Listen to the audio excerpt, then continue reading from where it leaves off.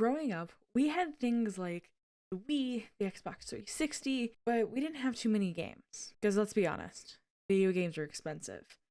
And with video games being expensive, you get used to playing the same handful of games on the two different systems over and over. But when I was in school, I discovered Flipline Studios. Flipline Studios had what felt like to be an infinite amount of games in their library. What made them the best thing? They were free. Flipline IDS, or Interactive Design Studios, was founded in 2004 by Matt Neff and Tony Solari. During the time before they founded Flipline, they worked on a side-scrolling RPG called Boglin. Unfortunately, this game was never finished, and the demo was taken down soon after, but it was one of the first games they worked on together after college. They actually did not start with Papa's Games when they first formed the studio. They actually started trying to write and produce their own cartoon. This cartoon was called Freezing Point, even though Freezing Point never left the developmental stage.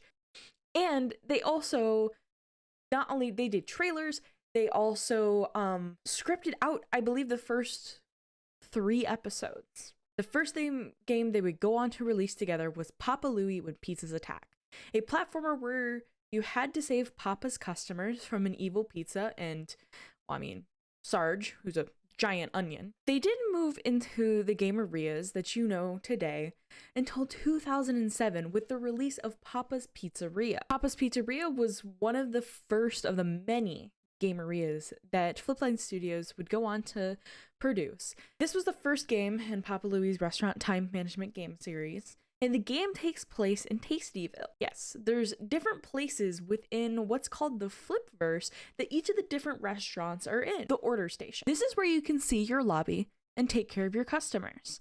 Later, when Papa's Freezeria was released, you could actually buy decorations and customize this lobby, of course with your own tips.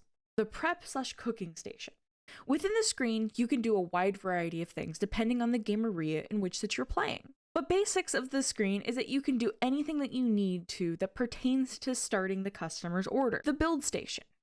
After cooking/preparing the order, you have to assemble the order. Within this stage, you either put the correct toppings on, cut the pizza, or just general assembly. The final station ranges in names as every game is different in which you have to do to complete the order.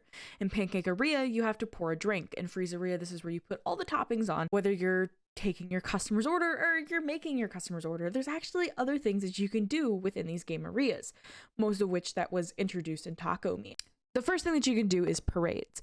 Parades is where you can see all your different customers unlocked as they march through town happily supporting your area. Minigames. This is where you are taken and you can play mini games for different prizes, and you earn these tickets to be able to play these mini games by serving customers for different cosmetics to be able to customize your playable character and or cosmetics for your lobby. Custom worker was an ability to select a custom worker was introduced in Papa's Ringaria.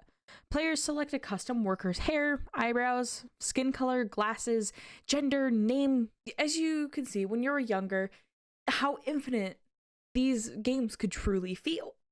So whether you're making a pizza, frying up chicken wings, or fine dining some pasta, there are many different combinations of things to do. However, that was fully nostalgic for you, or maybe perhaps I just introduced you to a game you've never seen before.